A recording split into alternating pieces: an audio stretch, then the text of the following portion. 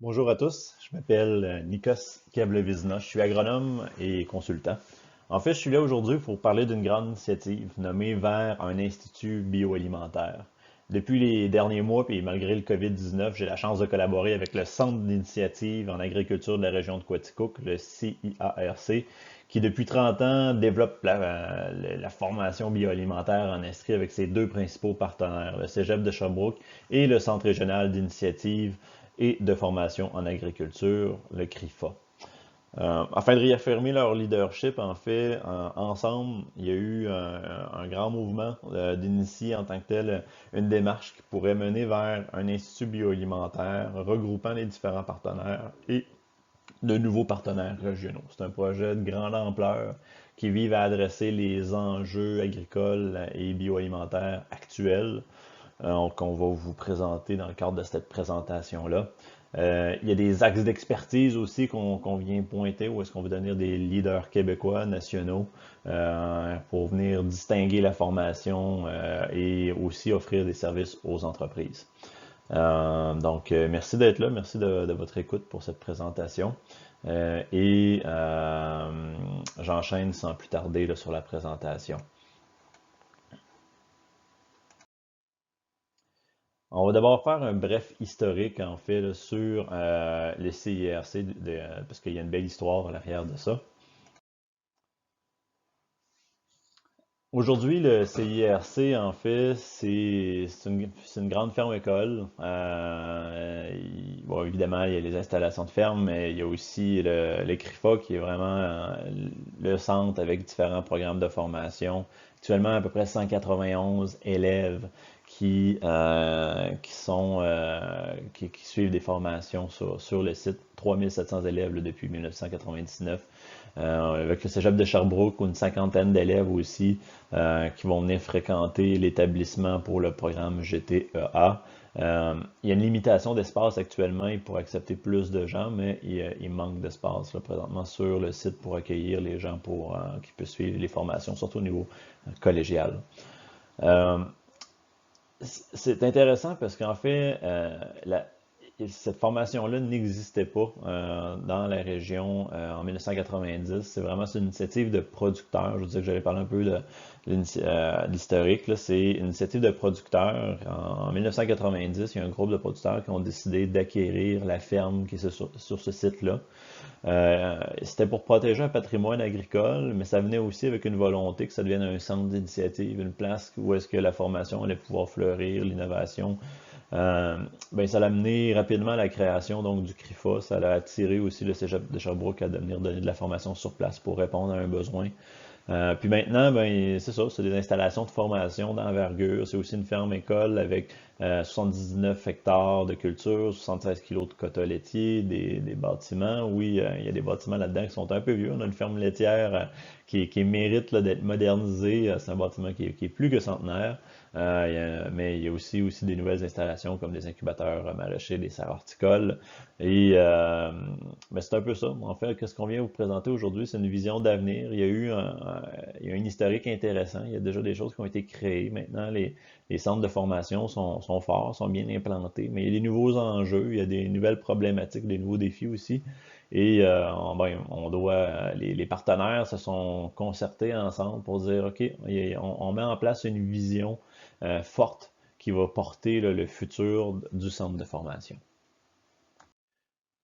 Donc, ces nouveaux enjeux sont un peu la raison d'être, en fait, de la grande initiative qu'on vous présente aujourd'hui. C'est autour de ces grands enjeux-là qu'on est capable de venir pointer des axes d'expertise qui vont viser à venir les adresser, puis ça va permettre de distinguer la formation, de venir créer beaucoup plus de valeur pour le secteur agricole, puis aussi d'offrir des services aux entreprises.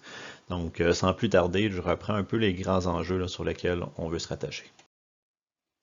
Donc, c'est le premier grand enjeu. Donc, on a l'enjeu qui est la pénurie de main-d'œuvre agricole et tout ce qui est automatisation. En fait, actuellement, au Canada, on a 63 000 postes non pourvus. En 2017, on avait 63 000 postes non pourvus en agriculture. D'ici 2029, c'est 123 000 postes qui ne seront pas pourvus et ça va être un manque en gagné au niveau de la croissance du PIB agricole de 11 milliards si on n'est pas capable de pourvoir ces postes-là. La majorité des fermes ont présentement de la difficulté à embaucher des gens, puis c'est surtout de la main-d'œuvre peu qualifiée. En fait, les deux tiers de ces emplois-là sont des types d'emplois de type ouvrier agricole et un tiers là, qualifié. L'adaptation au changement climatique est décidément l'autre grand enjeu sur lequel on veut s'assurer d'offrir dans le futur des formations de qualité pour les adresser, mais aussi de l'expertise pour les entreprises, pour y faire face. Les changements climatiques, c'est quelque chose qui est significatif. D'ici 2041, le climat du sud du Québec va ressembler à celui de la Pennsylvanie actuellement. Évidemment, oui, ça va nous amener de la croissance, de potentiel de rendement là, au niveau de certaines cultures, mais c'est tout un nouveau lot de connaissances qui doit être développé. Les bâtiments doivent être adaptés au fait qu'il va y avoir plus de stress thermique. Tout ce qui est les productions fourragères, ce ne sera plus nécessairement les mêmes mélanges dans le futur, étant donné qu'il va y avoir plus de variations dans les températures, donc des potentiels plus élevés à certains moments, mais aussi peut-être plus de mortalité hivernale, des nouvelles pressions d'économie de culture. Donc c'est large et on doit développer un lot de connaissances autour de ça. Le problème, évidemment, on a un défi, hein, si on crée une initiative d'ampleur en Estrie qui mène vers un institut bioalimentaire, c'est que présentement, il n'existe pas le véhicule pour porter cette vision-là, donc on veut le construire. Si on regarde l'écosystème estrien, en fait, qu'est-ce qu'on recherche à créer? C'est vraiment cette entité-là qui serait capable d'inclure à la fois l'expertise, la formation, l'industrie, les producteurs, aussi les infrastructures pour venir porter une telle organisation. Mais présentement, il n'existe pas une organisation qui est au centre de tout ça, qui est capable de dire, ben, j'offre à la fois des services, une expertise en fait au milieu agricole, tout en donnant de la formation. Et ces deux volets-là cohabitent souvent, en fait. C'est dans la plupart des régions, il va y avoir des centres d'expertise agricole qui cohabitent avec des cégeps ou différents centres de formation, où est-ce que l'un et l'autre se partagent des connaissances et font vivre cet écosystème-là. Et ça va mener aussi vers la création d'incubateurs d'entreprises, ça va mener vers des infrastructures pour la formation ou pour faire du transfert technologique appliqué ou de la R&D appliquée. Donc, cet écosystème-là a un peu été initié, on pourrait dire, peut-être par le CIRC, qui est en fait une ferme-école, qui a attiré la formation du CFP CRIFA, qui a réussi de rapprocher un peu le cégep de Sherbrooke, mais il n'est pas inclus directement dans la structure actuelle. C'est comme un partenaire là, administratif, mais il n'est pas inclus dans une structure de gouvernance formelle. Euh, on a Productique Québec, donc on a commencé à approcher pour leur expertise en numérisation dans le secteur manufacturier qu'on aimerait transposer à l'agriculture puis au secteur bioalimentaire. Puis on a toutes les filières estriennes, l'Université Bishop, l'Université de Sherbrooke, le Centre de recherche à Lennoxville d'Agriculture Canada, puis différents joueurs publics ou privés là, comme Culture Innove, les clubs conseils en agro-environnement, Docteur. Mais tous ces joueurs-là, il n'y a pas une entité forte qui est capable de vraiment venir structurer le secteur euh, bioalimentaire, euh, puis de favoriser sa prospérité autour vraiment là, d'une offre qui est plus globale. Puis ça, c'est un problème qui est typique, que je dirais qui est particulier à l'Estrie. L'Estrie, c'est la seule région qui est fortement agricole, qui n'a pas de centre d'expertise d'envergure provinciale. Au Saguenay-Lac-Saint-Jean, ils ont par exemple Agrinova, qui est très près du collège d'Alma. Au Bas-Saint-Laurent, il va avoir la Pocatière, donc l'ITA de la Pocatière, qui va avoir différents centres d'expertise, par exemple le CEPOC ou d'autres en transformation des aliments ou d'autres comme Bioptère, plus au niveau du vivant en général. Euh, on va avoir l'ITA de Saint-Hyacinthe, puis avec l'Université McGill qui vont avoir aussi différents centres d'expertise qui sont rattachés à eux. Puis je pourrais continuer comme ça encore longtemps en fait. Mais l'Estrie, elle n'a pas ce centre d'expertise-là qui cohabite avec la formation. Puis ça a un impact sur comment que le milieu peut se structurer autour d'une institution forte. Après ça, il y a aussi un autre contexte. L'Estrie, c'est pas une région ressource, mais c'est pas une région centrale non plus. Fait que chacun des joueurs individuellement a pas nécessairement des ressources significatives pour prendre le leadership qui serait nécessaire pour créer un institut ou un centre vraiment qui est capable d'assumer des axes d'expertise, qui est capable d'assumer aussi des services aux entreprises, d'offrir un incubateur d'entreprises bioalimentaires, agricoles de haut niveau. Euh, on n'a pas ces entités-là qui sont capables qui seraient capables de structurer l'ensemble de la formation, puis de l'expertise, puis du service aux entreprises. Donc, c'est un enjeu, puis notre démarche vers un institut bioalimentaire vise à venir chercher les forces de chacun des joueurs, l'offre de services de chacun des joueurs dans le secteur bioalimentaire, puis de venir créer cette entité-là qui serait un amalgame en fait du leadership agricole estrien autour d'un institut fort qui pourrait rayonner provincialement, au niveau provincial, puis plus largement peut-être aussi au niveau canadien, au niveau des axes d'expertise qu'on veut promouvoir. Donc la solution, la démarche en tant que telle vers l'Institut bioalimentaire, elle a commencé d'abord en allant vraiment étudier qu'est-ce qui se passe en Estrie, c'est qui les joueurs actuels, si où est-ce qu'on a un leadership fort, à la fois dans l'agriculture, mais aussi dans d'autres secteurs qui pourraient être appliqués à l'agriculture. Donc, premier axe qu'on a déterminé, qu'on veut porter à l'intérieur de l'Institut bioalimentaire, c'est l'agriculture numérique et l'automatisation. Alors, il y a un leadership estrien fort dans le secteur manufacturier innovant. On a développé des grappes innovantes à l'intérieur de ça, des entreprises, des universités, le cégep, le secteur privé qui est extrêmement fort. Au niveau de tout ce qui est l'automatisation. Donc, ça s'applique à l'agriculture autant pour le secteur animal et végétal. Donc, tout ce qui est les bâtiments intelligents, la santé animale, la traçabilité, l'efficacité énergétique, l'automatisation des opérations, la gestion des troupeaux, la gestion des cultures. Il existe beaucoup de choses. C'est pas juste l'agriculture de précision, c'est vraiment aussi tous les senseurs qu'on peut trouver dans les bâtiments. Donc, c'est un axe d'expertise où est-ce que l'Estrie peut se positionner puis développer un leadership fort autour de la formation puis du service aux entreprises. On a déjà des joueurs, en fait, comme Productique Québec, qui sont des CCTT, c'est des centres, en fait, de recherche appliquée puis d'innovation qui sont très près des entreprises, qui aident présentement le secteur manufacturier puis qu'on veut amener dans le secteur bioalimentaire. Puis le but à l'intérieur de ça, c'est pas de l'expertise, c'est pas de l'expertise. C'est vraiment, l'objectif, c'est de venir, OK, oui, on va créer une formation qui est distinctive, où on va venir différencier des produits agricoles qui vont avoir plus de valeur auprès du consommateur, où on va permettre d'améliorer la vie du sol en tant que tel. Fait que bref, il y a toujours une valeur ajoutée qui est visée à l'intérieur de ça, puis ça va se refléter là, dans la mission qu'on se donne. Plantes pérennes et agriculture régénératrice, il y a un fort leadership présentement en Estrie au niveau de tout ce qui est production fourragère. Les fourragères, mais évidemment, ça va vers la production animale, c'est des protéines. Euh, il y a une énorme profitabilité à aller chercher au niveau des fermes dans la valorisation de pâturage de qualité. C'est l'alimentation qui coûte le moins cher. Mais maintenant, il y a plein d'autres propriétés aux plantes pérennes. On peut parler aussi de plantes à potentiel bio-industriel, même si ce n'est pas des plantes pérennes, par exemple comme le chanvre ou autre, c'est des plantes qui souvent vont utiliser peu d'intrants agricoles, plantes intéressantes pour la fibre. Donc, il y a un leadership là, qui est déjà en place en Estrie, mais il y a aussi beaucoup qui peut être développé autour de l'agriculture régénératrice, l'agroforesterie, la permaculture qui s'intègre aussi à ça, les biostimulants qui sont extrêmement... bref, c'est un sujet qui va être extrêmement en vogue dans les prochaines années.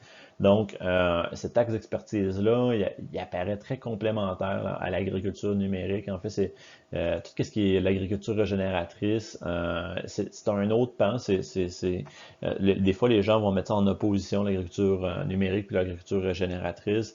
Nous, on le voit vraiment dans un concept global où est-ce qu'on utilise les bonnes pratiques de chacun de ces axes d'expertise-là.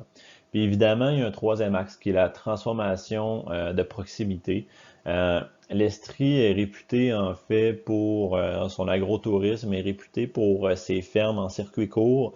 On veut pas juste travailler sur les fermes en circuit court, on va aller plus large que ça aussi. On parle de micro-transformateurs, les petits transformateurs, comment on peut les rendre plus efficaces, comment on peut mettre en place des cahiers de charges pour aller chercher une plus-value auprès du consommateur. Donc, on n'est pas les grands centres comme Montréal, on se positionnera pas dans la grande transformation directement, mais on peut appuyer par un axe d'expertise en transformation locale des aliments qu'on produit en Estrie, puis de venir se distinguer là, dans cet axe-là. Donc, c'est l'autre axe d'expertise qui va se retrouver à l'intérieur de l'Institut bioalimentaire.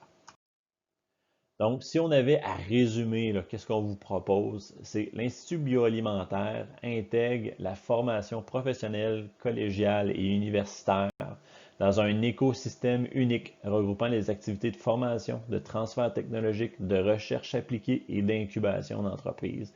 Et se distingue dans une gestion interne participative et une convergence des modèles agricoles qui allie les pratiques agricoles régénératrices et la numérisation du secteur bioalimentaire. Il a comme objectif de soutenir la production de produits agricoles et d'aliments différenciés qui répondent aux plus hautes exigences des consommateurs et de la société. Euh, Ça se représente, en fait, c'est qu'est-ce qu'on veut créer au centre de ça. On a des groupes d'expertise, donc deux axes principaux où est-ce qu'on veut vraiment donner du service aux entreprises. Il y a un troisième axe qu'on va vouloir porter, là, qui est la transformation locale des aliments, mais ça devrait se faire de manière plus naturelle. Deux centres de formation qui s'incluent à l'intérieur de ça dès aujourd'hui, donc le Cégep de Sherbrooke et le CRIFA. Des démarches pour ajouter aussi une extension universitaire ont présentement lieu. Les entreprises du milieu sont partie prenante de la démarche. On veut créer aussi un incubateur, pas juste présentement il y a un incubateur maraîcher, mais on veut l'agrandir aux entreprises bioalimentaires en général. Euh, Par exemple, tout le secteur animal aurait aussi tout avantage d'avoir des incubateurs d'entreprise. Le secteur aussi de la transformation locale des aliments aurait tout avantage là, à être bien positionné au niveau d'un incubateur d'entreprise bien positionné. Un réseau de producteurs aussi là, pour les projets de recherche et développement appliqués. C'est pas obligé que ça se fasse sur un site spécifique, la R&D. On veut un réseau là, qui vont participer pour s'assurer que c'est pas juste de la R&D, mais qu'il y a aussi un transfert technologique important qui ait lieu. C'est vraiment le concept d'extension universitaire qu'on va appliquer dans le cadre de l'Institut bioalimentaire. Puis évidemment, ben, ça prend des infrastructures, ça prend des ressources communes pour porter cet écosystème-là. Donc, on parle de bâtiments, de vitrines technologiques, de fonds aussi pour des initiatives collectives ou de dédommagement là, R&D pour les producteurs agricoles. On s'est doté de grands objectifs pour venir porter cette vision, cette solution-là qu'on veut mettre en place. Évidemment, c'est des objectifs qui mènent vers des actions précises, puis c'est des objectifs qu'on pourrait encore considérer comme préliminaires. C'est des choses qu'on doit construire dans le cadre de la démarche actuelle avec vous. On est en train de regrouper des partenaires. Ces objectifs-là sont malléables. On doit venir répondre peut-être à des nouveaux enjeux qu'on va se faire pointer, puis peut-être des sous-objectifs aussi qu'on doit mieux préciser. Mais on vous propose en fait une première série d'objectifs avec un plan d'action qui est associé, puis je reprends ça là, point par point avec vous là, dans les prochaines acétates. Donc, nos grands objectifs, c'est de créer une distinction de la formation. On veut vraiment à l'intérieur de l'Institut bioalimentaire, oui, il va y avoir de la formation généraliste, mais il va y avoir des axes d'expertise forts qui vont rayonner à l'extérieur de l'Estrie, mais qui vont pouvoir rayonner au niveau provincial, peut-être même plus largement que ça, au niveau canadien, par différentes alliances avec d'autres centres de formation puis d'autres centres d'expertise. On veut la mise en place d'une expertise unique, donc c'est un peu un lien avec la distinction de la formation. La mobilisation du milieu, donc un autre grand objectif qu'on se donne, le développement des ressources clés, parce que ça prend les ressources pour venir réaliser ce projet-là, et la création de l'identité puis de la notoriété. Évidemment, on crée une entité qui est un agrégé de l'offre de plusieurs partenaires à l'intérieur d'un institut bioalimentaire. Il faut porter cette vision forte-là, cette consolidation des ressources, cette offre-là de services qu'on va bâtir. Donc, je n'irai vraiment pas trop dans les détails à ce niveau-là, mais juste dire que au niveau de la distinction de la formation, effectivement, ça va mener vers des nouveaux programmes, que ce soit en formation continue, formation collégiale, formation professionnelle, en ligne avec les axes d'expertise qu'on a énumérés initialement. Une pédagogie aussi, hein, on ne vise pas à se distinguer juste par les axes d'expertise, mais aussi par la pédagogie, une approche plus par projet. Le secteur bioalimentaire, c'est très pratico-pratique, c'est des gens qui sont dans le concret, qui sont dans ce secteur-là en général. Euh, donc, une approche vraiment par projet, très connectée aussi, la théorie un peu plus en ligne, tant des professeurs plus consacrés aux questions, aux travaux pratiques, à la supervision des stages, aux initiatives. Ça change pas nécessairement le contenu qui est donné, mais c'est plus dans la façon de le donner, puis où est-ce que les ressources sont allouées, puis l'énergie est mise en fait pour créer un maximum de projets, puis augmenter, je dirais, là, la vie, puis la capacité à générer des initiatives là, à l'intérieur d'un institut comme celui-là. Euh, L'autre grand objectif qui était la mise en place d'une expertise unique, mais ça va se faire évidemment par la création des centres d'expertise, dont un centre d'expertise en numérisation et robotisation du secteur bioalimentaire. On ne le porte pas seul, cet axe-là. C'est un axe qui est en lien avec Productique Québec, qui existe déjà, qui est une organisation déjà bien développée. Ça vient répondre à un besoin très important, on le disait, pénurie de main-d'œuvre, 2 tiers des emplois non comblés dans ce secteur-là c'est des emplois de type ouvrier agricole. Oui, on a des travailleurs étrangers, mais l'automatisation puis la numérisation, ça demeure une solution extrêmement pertinente, surtout comme on l'a vu dans un contexte de COVID-19. Donc, l'expertise qu'on va retrouver là, par exemple, c'est l'automatisation en remplacement de la main-d'œuvre, la connectivité et signaux, fait que tout ce qui est l'utilisation des GPS, RTK sur la ferme, productivité en entreprise en général, donc tout comment l'organisation du travail peut être optimisée par différents logiciels, la traçabilité, le bien-être animal et la santé et sécurité. Bref, c'est large. Le service peut être donné autant pour les producteurs agricoles que pour les filières et autres centres d'expertise existants. Donc, le centre d'expertise en numérisation et automatisation de l'agriculture peut très bien venir aussi en appui aux autres centres d'expertise spécialisés comme Lactanet, qui sont spécialisés dans le lait ou le sérum au niveau du grain. Euh, Après ça, qu'est-ce que je pourrais dire de plus? Il y a déjà des exemples concrets pourrait vous donner, là, en fait. Par exemple, la station à Compton, une fromagerie là, et une ferme agricole est d'exception, quelque chose qui est un beau modèle présentement en place, mais eux, par exemple, ils ont fait un projet où est-ce qu'ils ont fait un grand bâtiment pour le séchage du foin en vrac. Il est déjà partiellement automatisé, bref, leur système de soufflerie est capable de prendre des paramètres extérieurs, dans le fond, comme la température, pour démarrer puis faire sécher le foin, mais il ne prend pas nécessairement les mesures d'humidité directement au niveau du foin. Donc, il y a quand même des mesures qui doivent être faites à chaque jour pour venir voir l'humidité relative du foin. Et ça serait très facile pour un centre d'expertise comme Productique Québec d'arriver, de venir développer un petit senseur qui est connecté sur des petits appareils qui existent déjà en fait, qui vont venir justement capter cette mesure d'humidité-là du foin, l'envoyer au système. Et là, la boucle va être complètement automatisée. Ça ne demandera plus à quelqu'un d'aller prendre une mesure manuelle. Puis ben, ça va favoriser en tant que tel un fourrage qui peut être de meilleure qualité parce qu'il n'y a pas de. Bref, on s'assure de toujours avoir une mesure de qualité. On va s'assurer euh, de diminuer, dans le fond, le temps de travail à la ferme au niveau des propriétaires ou des employés. Donc, c'est ce genre de petites innovations-là. Puis ça peut être des innovations de plus grande ampleur aussi, mais ça s'applique, c'est très large, les domaines d'application du centre d'expertise, de ce centre d'expertise en numérisation. Mais c'était pour vous donner un petit exemple concret, là. L'autre grand centre d'expertise, c'est le centre d'expertise en plantes pérennes et agriculture régénératrice. Ce centre d'expertise-là n'existe pas actuellement. C'est quelque chose qu'on veut porter à l'intérieur de l'Institut bioalimentaire avec des joueurs clés qui sont déjà en Estrie. Il y a déjà un leadership dans l'agriculture régénératrice qui peut être assumé en fait à la fois par les partenaires là, qui sont les CRIFA, qui sont le Cégep, mais aussi des nouveaux partenaires comme l'Université de Sherbrooke et l'Université Bishop, qui ont des spécialistes dans ce type d'agriculture-là. Il y a des groupes indépendants aussi qui développent cet axe-là. On peut parler de Docteur en Estrie et différents partenaires potentiels qu'on va contacter, qu'on va mobiliser en l'intérieur de ce centre d'expertise-là. Et notre objectif, c'est de venir porter cette vision-là d'une agriculture qui vise toujours protéger le sol, qui vise à séquestrer le carbone dans le sol, d'intégrer aussi la production animale avec la production végétale. C'est une vision, en fait, actuellement, c'est une agriculture qui est très portée aux États-Unis, puis qui apparaît fortement aussi au Canada actuellement. Il y a des produits issus de l'agriculture régénératrice qui apparaissent sur la table. Donc, du lait à l'herbe, ça veut dire vraiment du lait qui est produit entièrement où est-ce que l'animal va être principalement régi sous pâturage ou minimalement sous foin. On arrive avec des aliments qui sont plus écologiques, mais aussi qui ont des qualités gustatives qui sont un peu différenciées, où est-ce que les qualités nutritionnelles aussi des aliments se différencient.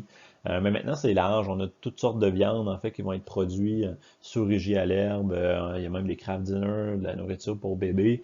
Selon Whole Food, qui appartient à Amazon, en fait, l'agriculture régénératrice est la tendance numéro un dans les aliments actuellement pour 2020. Donc, c'est quand même peu dire là, que Whole Food vient spécifier spécifiquement que les produits de l'agriculture régénératrice sont extrêmement tendance à ce point. Et il y a des grandes compagnies, là, que ce soit Danone ou que ce soit General Mills, qui veulent un minimum de produits issus de l'agriculture régénératrice dans leurs produits actuellement. Donc, c'est large. Qu'est-ce qu'on peut couvrir à l'intérieur de ce centre d'expertise-là qu'on veut créer au fil des projets qui vont être mis en place. Donc, c'est autant aborder les pâturages intensifs, améliorer les cultures de couverture et intercalage, intercalaire, le séchage et le conditionnement du foin. Les cultures émergentes qui ont des potentiels bio-industriels, les composts, les biostimulants, mycorhizes, l'agroforesterie. On a des partenaires potentiels avec qui ça peut se porter. Évidemment, comme je vous disais, il y avait des institutions, là. L'Université Bishop assure un fort leadership, l'Université de Sherbrooke, le Cégep et le CRI font aussi de l'intérêt à pousser ça de leur côté. Mais il y a des joueurs québécois qui voulaient aussi, qui touchent beaucoup les plantes fourragères comme le CQPF, qui recherchent une place pour fonder un centre d'expertise, un pôle d'expertise qui tourne autour des fourrages. Évidemment, on veut les ramener dans cette loupe-là, puis amener ça un peu plus loin, aller toucher plus largement l'agriculture régénératrice, parce qu'on pense qu'il faut se rendre aussi jusqu'aux consommateurs. Oui, il faut des aliments de qualité pour les animaux, mais après ça, il faut que ce produit-là ait une valeur de différenciation, puis que le consommateur soit prêt à payer pour. Donc, c'est pour ça qu'on veut créer ce centre d'expertise un peu plus large. Euh, on vous a présenté en tant que tel, c'était quoi la grande vision qu'on voulait porter avec vous. Ben ça, c'est l'équipe actuellement qui a initié la démarche. Donc, on a Anthony, qui est le directeur général du CIRC. On a Étienne Lafortune, qui est agent de développement agricole à MRC de Quaticook. Ça fait 2 ans qu'ils ont ratissé le paysage agricole estrien, à aller chercher les commentaires, de l'information de différents partenaires potentiels pour voir qu'est-ce qui pourrait être créé autour du CIRC. Parce qu'on savait, c'est un véhicule, le CIRC, c'est plus nécessairement le bon véhicule. C'est un véhicule qui est d'envergure très subrégionale, qui a fait des belles initiatives, qui a contribué à développer des beaux centres de formation. Mais maintenant, ça prend un véhicule de plus grande ampleur. Ça prend le véhicule en tant que tel qui va être capable de porter la prospérité estrienne au niveau agricole, avec des actes d'expertise qui vont rayonner à l'extérieur de l'Estrie aussi, qui vont venir créer une certaine distinction. Puis ça, ben, ça demande, dans le fond, ce véhicule-là qui va être porté par un nouveau groupe de partenaires, une nouvelle gouvernance. C'est le constat, en fait, qui a été fait. Puis avec ce constat qui a été fait, ben, ils sont venus me chercher, en fait, pour venir structurer un peu la démarche, venir initier ces premières discussions-là avec les différents partenaires, venir construire la vision et unifier ça dans un tout cohérent. Puis n'hésitez pas à nous contacter, que ce soit un ou l'autre, si vous connaissez Anthony, Étienne, vous pouvez me contacter directement, là, surtout quand ça concerne l'initiative particulièrement. Et ben, je vous remercie beaucoup pour votre temps d'écoute, puis au plaisir de se voir très bientôt.